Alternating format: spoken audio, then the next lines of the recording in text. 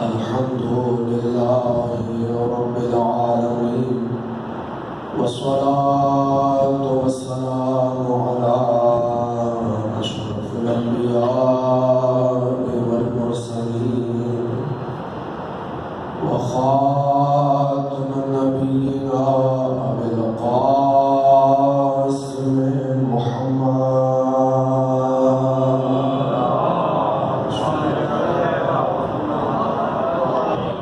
وأهل بيته الطيبين الطاهرين المعصومين المظلومين ولعنة الدائمة على أعدائهم أجمعين من الآن إلى قيام يوم الدين.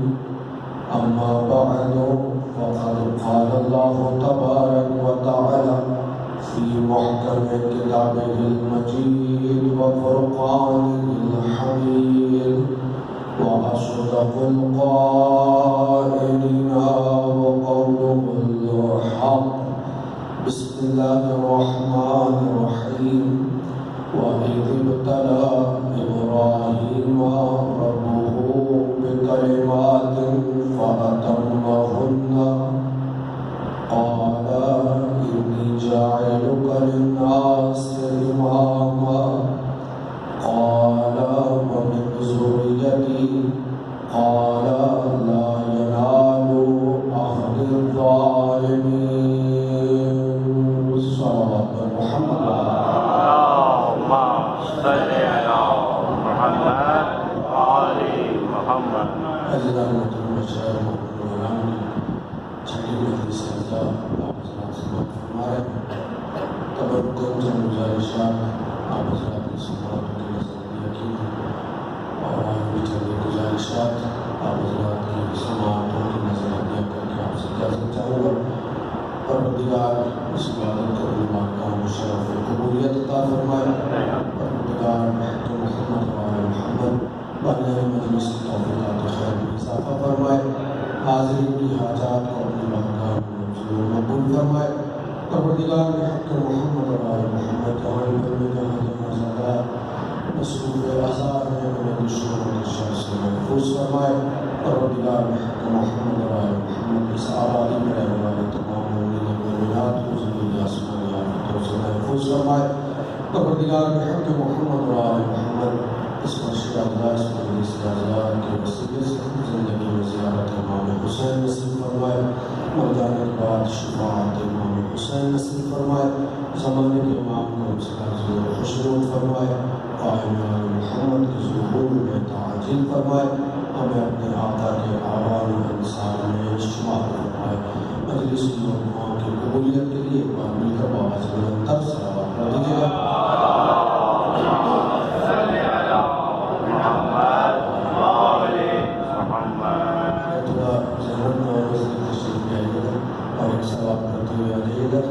اللهم صل على محمد وآل محمد. حضرت محترم امت اور امامت کے حوالے سے آپ کی خدمت میں چند گزارشات حاصل تھیں اور آج بھی چند گزارشات مختصر متقل کر آپ کی سماعتوں کی نظریہ کر کے آپ سے اجازت چاہوں گا. پروردگار عالم نے حضرت ابراہیم کا تذکرہ کیا اور اس وقت کو یاد دلایا یہ کہہ کر کہ جب ہم نے ابراہیم کو امتحان کیا اور انہوں نے امتحان کو مکمل کیا. قال انی جاعلک للناس اماما، تو ہم نے ابراہیم سے کہا کہ ہم تمہیں لوگوں کا امام بنا دیں. حضرت ابراہیم نے جب سنا کہ انہیں امامت کا منصب ملا، امامت کا عہدہ ملا، تو فوراً حضرت ابراہیم نے کہا پروردگار عالم سے قال ومن ذریتی، پروردگار کا یہ منصب امامت میری ذریت میں آئے گا، میری نسل میں آئے گا. پروردگار عالم نے ایک جواب دیا جو قرآن مجید میں محفوظ کروایا. قال لا ينال عهد الظالمين، میرا یہ منصب امامت کبھی بھی ظالموں تک نہیں پہنچے گا. یہ مختصر وہ آیتیں ہیں جنہیں ہم نے آپ کی خدمت میں مسلسل تلاوت کی ہے اور روزانہ سے ترجمہ پیش کیا، اور اس کے ذیل میں آپ کی خدمت میں گزارشات حاصل آپ کی گزارشات حاصل کرنا چاہوں گا۔ پروردگار عالم منصب امامت دے رہا ہے، وعز طلع ابراہیم علیہ کلمات فاطمہ اللہ، امتحان لیے بغیر پروردگار عالم منصب امامت نہیں دے رہا۔ پہلے امتحان لیا پروردگار عالم نے، پہلے آزمائش سے گزارا پروردگار عالم نے، اس کے بعد کہیں جا کر پروردگار عالم نے حضرت ابراہیم کو لوگوں کا امام بنایا۔ جب منصب امامت کے لیے پروردگار عالم نے امتحان رکھا ہے تو اس کا مطلب یہ ہے کہ کوئی بھی عہدہ ملے گا تو وہ بغیر امتحان دیے وہ عہدہ اور وہ منصب لوگوں تک پہنچ نہیں پائے گا۔ آپ توجہ فرما رہے ہیں سر؟ توجہ ہے حضرت؟ آپ توجہ کیجیے گا۔ جس انداز سے آپ نے دعا میں آمین کہا اس کی وجہ سے توجہ کیجیے گا۔ بے دلی والی دعا اور بے دلی والی آمین، ایسا لگتا ہے کہ کبھی دعا بھی جو ہے زبردستی کروائی جا رہی ہے یا شاید وقت پاس کیا جا رہا ہے، زبان سے آمین بھی نہیں نکلتا نہیں ہے، جبکہ یہ فرش رضا ایسی مقدس اس میں جگہ ہے کہ یہاں پر میں سمجھتا ہوں کہ کوئی دعا مانگے تو معصیت کے علاوہ ہی شاید کوئی دعا ایسی ضرورت ہو جائے، تو جب بھی فرش رضا پر آئے باوضو ہو کر آیا کریں، فرش رضا پر آئے پھر سے چلے تو وضو کر کے آیا کریں، اس لیے کہ یہ مکتب اہل بیت کی وہ درسگاہ ہے کہ جہاں سے انسان میں انسانیت پیدا کرنے کا درس دیا جاتا ہے، تو وہاں پر آ کر دعائیں بھی قبول ہوتی ہیں، حالات بھی قبول ہوتی ہیں۔ توجہ کیجیے گا تھوڑی سی میرے ساتھ پروردگار عالم نے امتحان لے کر حضرت ابراہیم کو منصب امامت عطا کیا۔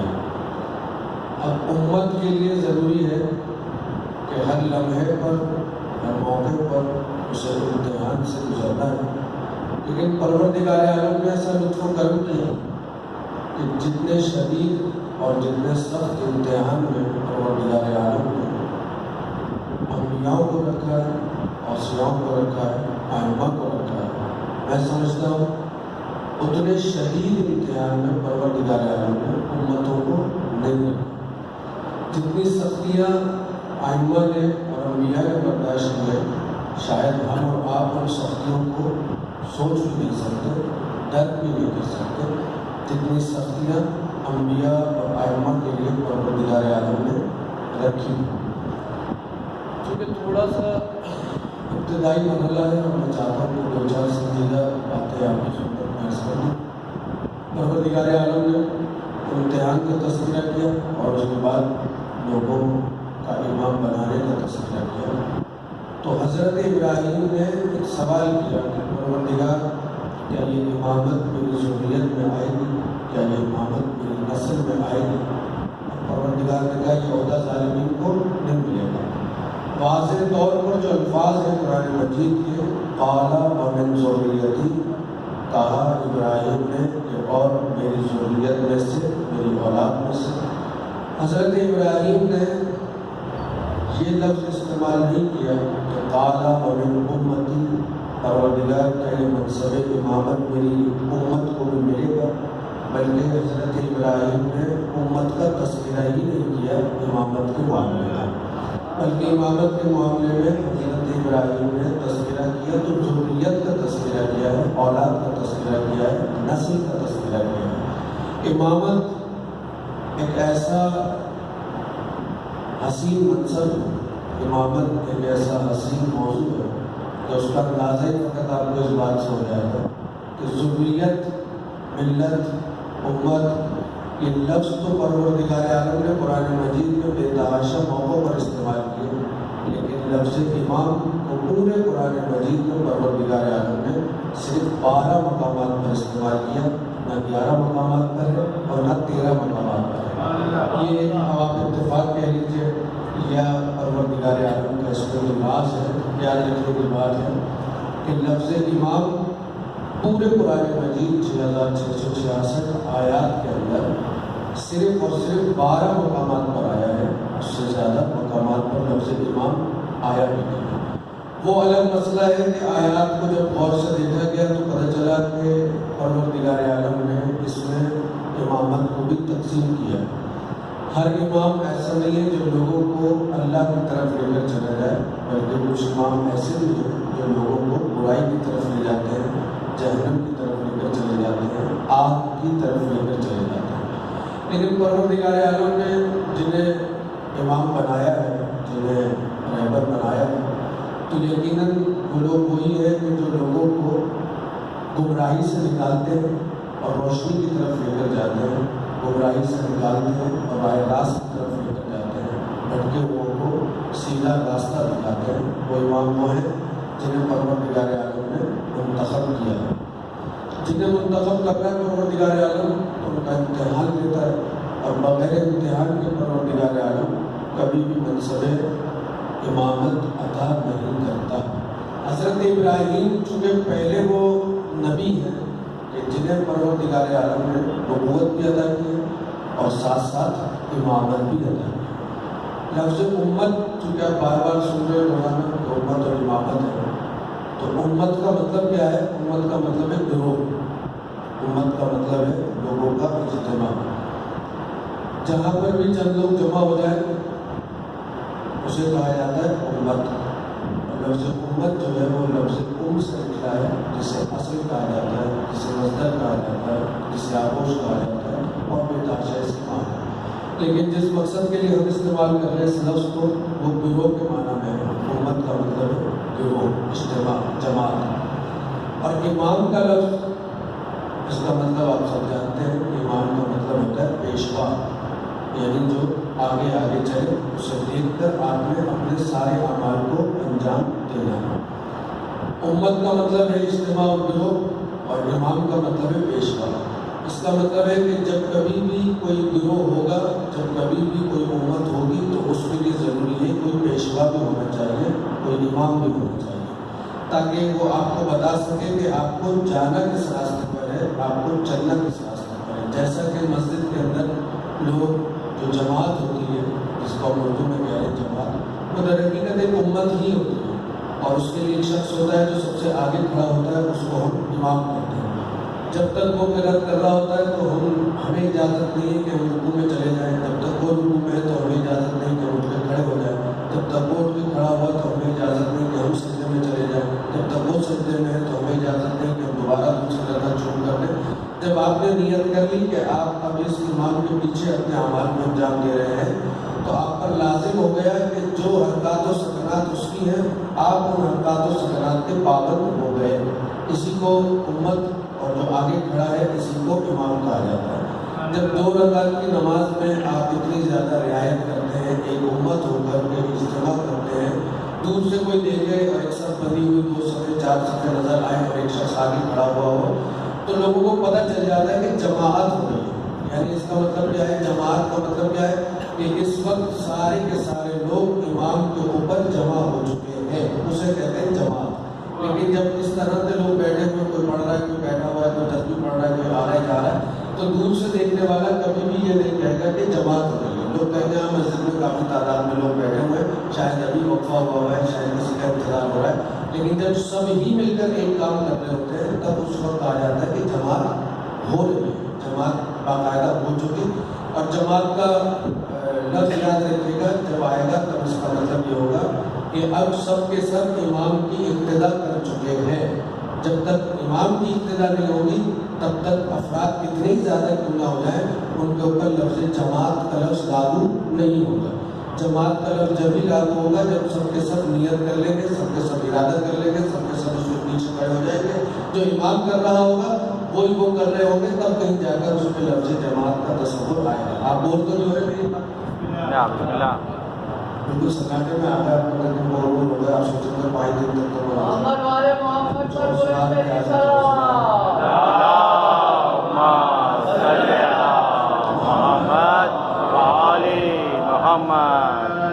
تو جب تک مجتمع نہیں ہوں گے تب تک جماعت نہیں کریں گے، تب تک امت نہیں بنیں گے، جب تک مجتمع نہیں ہو جائیں گے۔ یاد رکھیے گا، یہ بات مثال دینے کا مقصد یہ تھا کہ بکھرے ہوئے لوگوں کو گروہ نہیں کہا جاتا، سمٹے ہوئے لوگوں کو گروہ کہا جاتا ہے۔ مثلاً کتنے لوگ ہیں جو کہ باہر دوسرے کاموں میں مصروف ہیں یا کیا کر رہے ہیں، لیکن آپ یہاں بیٹھے ہوئے، اب یہ ایک گروہ ہے جو یہاں پر بیٹھا ہوا ہے، کچھ گروہ ہیں جو اپنے دوسرے کاموں میں مصروف ہیں، لیکن اگر سب کے سب بکھرے ہوئے ہوں گے یا بکھر جائیں گے تو اس وقت ان کے اوپر لفظ گروہ نہیں صادق آئے گا۔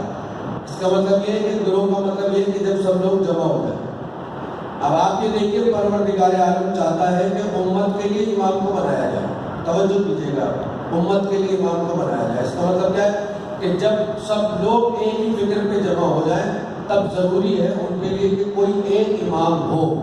اب جو لوگ آپ سے سوال کرتے ہیں کہ آپ کا 12واں امام پردے میں کیوں چلا گیا، تو انہیں جا کر بتائیے گا جب لوگ جمع ہی نہیں تھے اس کے اوپر تو پروردگار عالم نے اسے پردہ غیب میں بلا دیا اور یہ طے کر لیا کہ اب جب تک تمہیں ضرورت نہیں ہوگی، جب تک تم جمع نہیں ہو جاؤ گے اس بات کے اوپر کہ پروردگار اب تو بھیج دے اپنے رہبر کو، اب تو بھیج دے اپنے رہنما کو، اب ہم جمع ہو گئے اس بات کے اوپر کہ ہمیں ضرورت ہے کہ کوئی ایک ہو، ایسا ہو جو ہمیں بتائے کہ ہمیں کرنا کیا ہے، کوئی ایک ایسا ہو جو ہمیں سمجھائے کہ اب تمہیں جانا کہاں ہے۔ اس کو کوئی تھا ہی نہیں، پروردگار عالم نے پردہ غیب میں اٹھا لیا، پروردگار عالم نے پردہ غیب میں بلا لیا۔ میں سمجھتا ہوں کہ ان الفاظ کے ساتھ ساتھ یہ مفہوم بہت واضح ہو چکا کہ امت کسے کہا جاتا ہے اور امام کا مقصد کیا ہوتا ہے۔ جب ضرورت نہیں رہے گی تو پروردگار عالم کو ضرورت نہیں ہے کہ وہ اپنے ایک خاص بندے کو جسے وہ امام بنا رہا ہے اسے لوگوں کے درمیان ایسے ہی چھوڑ دے کہ لوگ اسے اذیت پہنچاتے رہے یا لوگ اس کی بات کا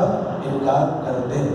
جب آپ ویرانے میں کوئی مسجد بناتے ہیں جہاں آبادی نہیں ہوتی تو وہاں لوگ خود ہی پڑھ کر چلے جاتے ہیں، وہاں پر آپ امام نہیں رکھتے، آپ کہتے ہیں ہمیں ضرورت ہی نہیں ہے امام کی، یہاں پر لوگ ہی نہیں ہیں۔ تو ایسے ہی جب لوگوں کو ضرورت ہی نہیں ہے تو پروردگار عالم نے بھی اپنے بندے کو اٹھا لیا اور اس وقت کے لیے اٹھا لیا کہ اب جب تک لوگ نہیں مانگیں گے تب تک پروردگار نہیں دے گا۔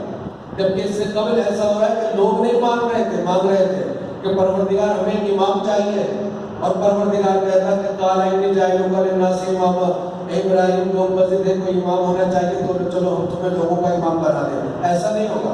وہ تو تعارف کروایا پروردگار نے تاکہ لوگ اس بات کی طرف غور کریں کہ ضرورت کیا تھی کہ ابراہیم کو پروردگار عالم نے امام بنا دیا، اور جب غور کر کے کسی نتیجے پر پہنچ جائیں گے تو یقیناً اس جگہ پہنچنا چاہیے انہیں کہ وہ امامت کے دامن کو کبھی چھوڑے نہیں، اور جب جب امامت کے دامن کو چھوڑنے لگیں گے تو انہیں یاد آئے کہ ہم کتنا بڑا ظلم کرنے جا رہے ہیں، ہم کتنا بڑا اپنے اوپر ستم کرنے جا رہے ہیں۔ لیکن تاریخ عجیب و غریب واقعات سے بھری پڑی ہوئی ہے جو کہ میرا موضوع نہیں ہے، لیکن پروردگار عالم نے طے کیا کہ امامت اس لیے رکھی گئی ہے تاکہ لوگ مجتمع رہیں۔ اگر لوگ بکھر جائیں گے تو پھر امامت کی ضرورت نہیں رہے گی۔ لوگوں کو تو ضرورت ہے، پروردگار عالم کو بھی ضرورت ہے، لیکن اب پروردگار چاہتا ہے تم مانگو مجھ سے، اب تم سوال کرو مجھ سے۔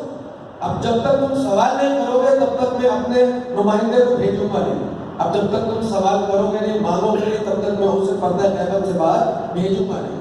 ورنہ آدم کو بھیجا تو کسی نے نہیں مانگا، نوح کو بھیجا کسی نے نہیں مانگا، حد ہو گئی، سوالات انبیاء آ گئے مگر مانگا کسی نے بھی نہیں کہ پروردگار تو اپنا بندہ بھیج۔ آخری مرحلے پر آ کر پروردگار عالم نے اٹھا اسی لیے لیا کہ اتنے سارے میں نے بھیج دیے مگر تمہیں اہمیت کا اندازہ نہیں ہو رہا، تو چلو ایک کو اٹھا لیتے ہیں تاکہ تمہیں پتہ تو چلے کہ اللہ والے بندے کی اہمیت ہوتی کیا ہے۔ توجہ کیجیے گا، یہ امت اور امامت ہے۔ پروردگار عالم نے چاہا کہ لوگوں کو احساس ہو کہ اس کی قدر کیا ہے، اس کی قیمت کیا ہے۔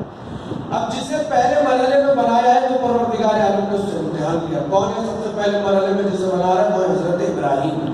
حضرت ابراہیم کی زندگی کی بے تحاشا خصوصیات ہیں جو کہ بھری پڑی ہے تاریخ میں، اور اگر میں چیدہ بھی بیان کرنے لگوں گا تو بہت زیادہ گزر جائے گا۔ اس میں خلاصتاً چند باتیں آپ کی خدمت میں عرض کر رہا ہوں کہ حضرت ابراہیم کو جب خدا امام بنا رہا ہے تو امامت کے ساتھ ساتھ ان کے اندر خصوصیات کیا ہیں، اور پروردگار عالم نے وہ کون سے امتحانات ہیں جو حضرت ابراہیم سے لیے۔ ساری باتیں تو میں اب نہیں کر پاؤں گا، جو ہو سکتا وہ آپ کی خدمت میں عرض کر دیتا ہوں۔ سب سے پہلی جو خصوصیت حضرت ابراہیم کے اندر دیکھی گئی وہ تھی بت شکنی۔ حضرت ابراہیم بتوں کو توڑنے والے، تو حضرت نوح کا تذکرہ سن رہے تھے، حضرت نوح کے زمانے میں بت شکنی کا آغاز ہوا۔ ابراہیم کو بھیجا اس لیے بعد میں اور امام بھی بنایا اس لیے کہ جب زمانے میں اور معاشرے میں بت عام ہو جاتے ہیں تو اب ایک امام کی ضرورت پڑ جاتی ہے۔ توجہ کیجیے گا، جب بت ہو جائے عام تو پھر ایک امام چاہیے. پروردگار عالم نے کہا انی جاعل للناس اماما، ہم تمہیں امام بنا رہے ہیں، اس لیے کہ لوگوں کو پتہ ہی نہیں ہے کہ ان بتوں کے ساتھ کرنا کیا ہے. حضرت ابراہیم سب سے پہلے وہ شخص ہے کہ جنہیں بت شکن کہا گیا، جنہوں نے بتوں کو توڑ دیا. وہ سارا قصہ آپ کے ذہن میں محفوظ ہے. لوگ عید منانے کے لیے چلے گئے، حضرت ابراہیم سے کہا، حضرت ابراہیم فرمانے لگے نہیں میں نہیں جا رہا، اس لیے کہ اس زمانے کا دستور تھا لوگ عید اپنے علاقے، اپنے محلے، اپنے گاؤں، اپنے شہر میں نہیں کرتے، بلکہ اپنی آبادی سے دور جا کے میدان میں وہاں پر عید کرتے، بتوں کو لے جاتے، عبادت کرتے، میلہ لگتا تھا اور لوٹ کر واپس آ جاتے. یہ عید کا انداز تھا. سب چلے گئے مگر حضرت ابراہیم نہیں گئے، اور بت کرے تو بت رکھے رہے. حضرت ابراہیم نے ان کو توڑ دیا. ایسے قصہ ہے. توڑنے کے بعد جس چیز سے توڑا تھا اسے بت کی گردن میں ڈال دیا. یہ کام ہے امام کا. اب توجہ کیجیے گا، امام خالی بتوں کو توڑتا نہیں ہے، توڑنے کے ساتھ ساتھ لوگوں کو آگاہی بھی دیتا ہے تاکہ اب لوگ سوچیں، سمجھیں، غور کریں اور فکر کریں. جیسا کہ ابراہیم کے قصے میں ہوا کہ جب توڑ دیا اور لوگ لوٹ کر واپس آئے تو دیکھا کہ بت تو ٹوٹے پڑے. پہلے کس نے کیا؟ پہلے وہ ابراہیم ہی ہے جو ان کے بارے میں باتیں کرتے. چلو آئے ابراہیم کے پاس اور کہا کہ آپ نے ہمارے بتوں کو توڑ دیا. ابھی ابراہیم نے یہ نہیں کہا کہ آپ نے توڑ دیا اور میں نے نہیں توڑا. ابراہیم نے مجھ سے کہا پوچھا، کبھی کس سے پوچھو، لیکن امام کی ضرورت کیوں پڑتی ہے یاد رکھیے گا. کہ مجھے کیا پتا کس نے توڑ دیا، ایسے کہ سب چلے گئے تھے آپ یہاں پر تو آپ ہی ان کے خلاف بات کرتے ہیں.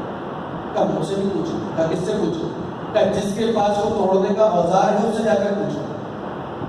دیکھا تو جو ایک بت رہ گیا تھا اس کی گردن پہ وہ کراڑی یا وہ توڑا جو بھی تھا وہ ڈال دیا.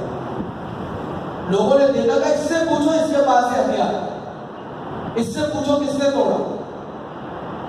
تو لوگ کہہ لگے اس سے کیسے پوچھے، تو کیا ہوا، یہ بولتا تھوڑی ہے.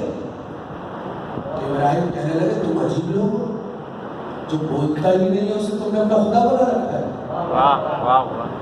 اس سے پوچھو تو صحیح، چلو نہیں بولے تو پوچھو تو صحیح. کہ یہ کون سا سنتا ہے، کہ کہتے ہیں عجیب لوگ ہو، تم نہ سنتا ہے نہ بولتا ہے، تم نے خدا بنا رکھا ہے.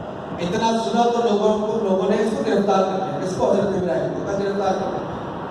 یہ پہلی خصوصیت ہے امام کی کہ وہ بتوں سے ٹکراتا ہے. مجھے بھی معلوم آپ سن رہے ہیں کہ آپ کہیں اور آپ کے ذہن میں سے گھوم رہے ہیں، لیکن میں بڑی سنجیدگی سے آپ کی خدمت میں کی گزارشات عرض کر رہا ہوں. پہلا جو مرحلہ ہے امامت کا وہ کیا ہے، بت شکن ہونا چاہیے، بتوں کو توڑ دیں.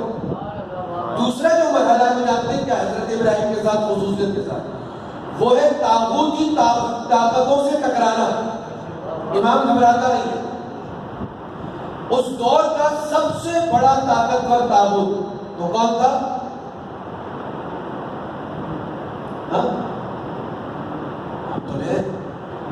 سارے میں پڑھوں گا کہ کچھ تو آپ نے بتا دیں کون تھا. نمرود سے نمرود اتنی بڑی طاقت کہ وہ اپنے آپ کو خدا کہتا ہے. کہ ابراہیم کو گرفتار کر کے لے گیا.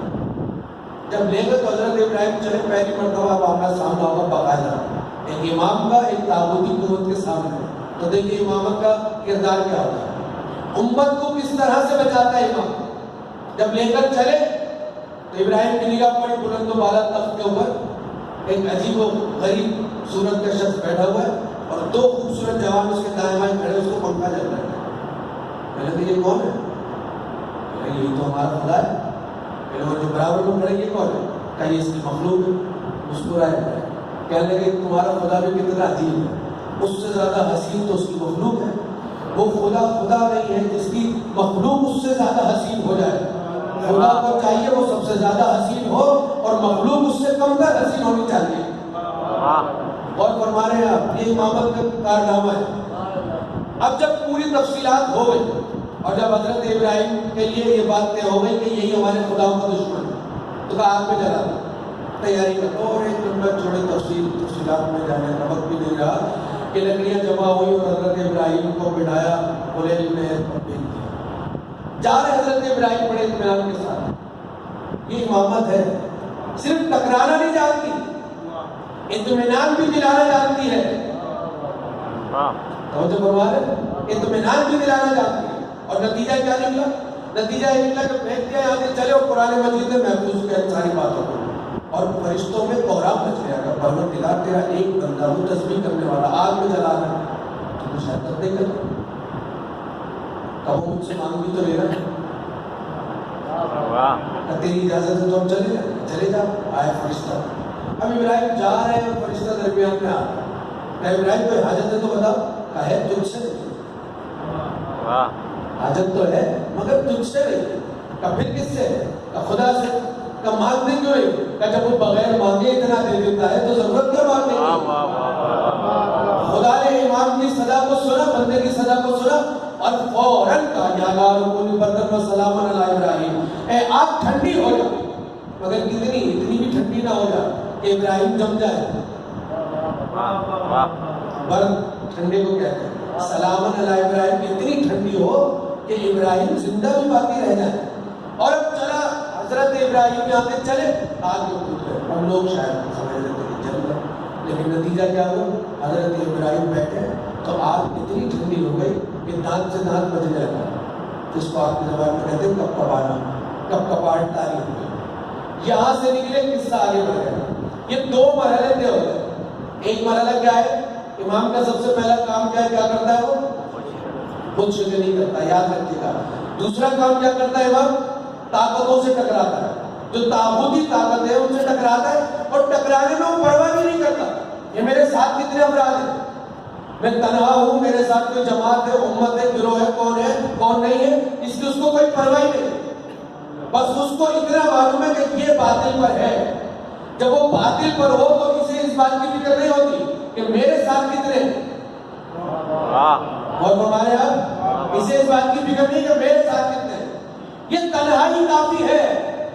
اور اس کے بعد جو تیسری خصوصیت سامنے آئی وہ ہے امتحان. امتحان کون سا؟ قربانی کا امتحان. جب تک قربانی نہیں دی جائے گی تب تک مرحلہ آگے نہیں بڑھے گا. ایک مرتبہ کیا ہوا؟ حضرت ابراہیم کھڑے ہوئے اپنی بکریوں کو چرا رہے تھے. سینکڑوں کی تعداد میں بکریاں چل رہی تھیں اور تسبیح پروردگار کر رہے تھے. ابراہیم کے کانوں میں آواز آئی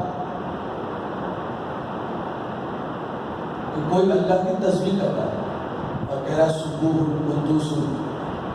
ابراہیم نے پلٹ کے دیکھا, کیا دیکھا؟ حسین خوبصورت جوان کا جو اللہ کی تسبیح کرتا ہے.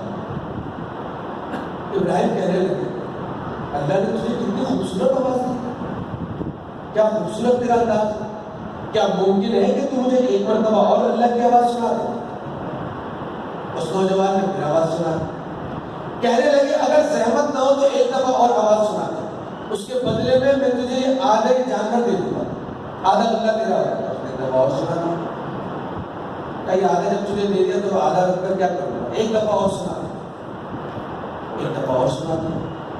جب سارا کا سارا مال مویشی جو ابراہیم کا تھا وہ اس نوجوان کے حصے میں آ گیا تو حضرت ابراہیم کہنے لگے کہ مال مویشی تو میں نے تجھے سارا دے دیا, اب میرے پاس تجھے دینے کے لیے کچھ نہیں, لیکن جو تو آواز دے رہا ہے میرا دل چاہتا ہے بھی ایک دفعہ اور سنوں, لیکن دینے کے لیے کچھ نہیں. ہاں ایک کام کر, آواز سنا دے ایک دفعہ اور, تسبیح پروردگار سنا دے ایک دفعہ اور, میں زندگی بھر تیری غلامی کرنے کے لیے تیار ہوں.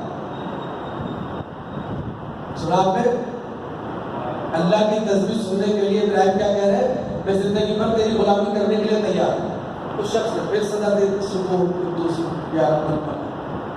ابراہیم نے سن لیا اور کہنے لگے اب تو میں تیرا غلام بھی بن گیا, مال مویشی بھی دے دیا, اب تو میرے پاس کچھ بھی نہیں, اب میں زندگی بھر تیری خدمت ہی کرتا رہتا ہوں.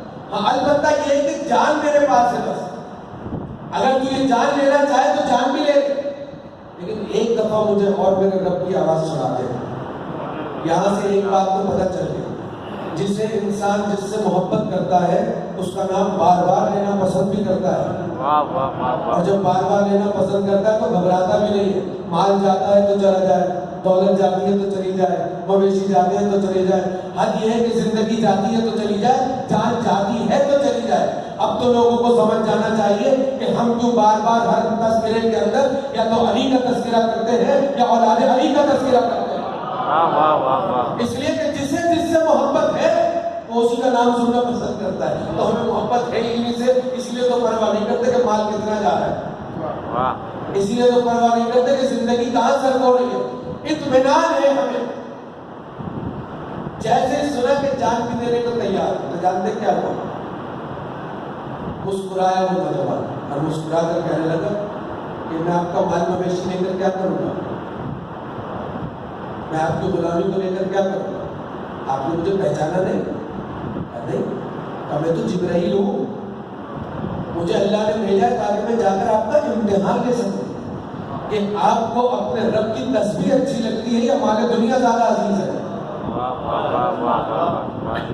اور فرمایا آپ نے یہ امتحان دیا، دوسرا امتحان نمرود کی آگ میں پھینکا گیا، تیسرا امتحان جب خواب میں بار بار دکھایا گیا کہ بچے کو ذبح کرنا ہے۔ تینوں موقع ایسے آئے کہ جہاں پر ابراہیم نے کہیں پر بھی ابراہیم نے تینوں مواقع امتحان کی تینوں منزلوں ابراہیم پیچھے نہیں ہٹے بلکہ آگے بڑھتے، اتنا آگے بڑھے کہ شاید کو کہنا بھی پڑا بے خطر کود پڑا آتش نمرود میں عشق، بے خطر کود پڑا آتش نمرود میں عشق، عقل تھی محو تماشائے لب بام ابھی۔ عقل حیران ہے مگر عشق ہے کہ وہ آگے بڑھتا چلا جا رہا ہے، بڑھتا چلا جا رہا ہے، اس لیے کہ وہ جانتا ہے کہ میری منزل کیا ہے، وہ جانتا ہے کہ میرا مقام کیا ہے۔ آپ بور ہو گئے، میں معذرت چاہتا ہوں، تو آپ کے مزاج کے مطابق باتیں نہیں ہو پا رہی۔ موضوع تو اصل میں میرا تھا ہی کہ وہ امت اور امامت، اس میں شاید اس سے زیادہ سخت باتیں آتی، لیکن چونکہ آپ گھبرا جاتے ہیں اس لیے میں نے اس طرح کے موضوع کو رکھا نہیں، تو آپ کے مزاج کی باتیں میں تھوڑی سی کر دی تاکہ کم سے کم کچھ تو سنی لیں، اپنا تو ایسا نہ کہ سب کے ساتھ جو ہے پریشان ہو جائے۔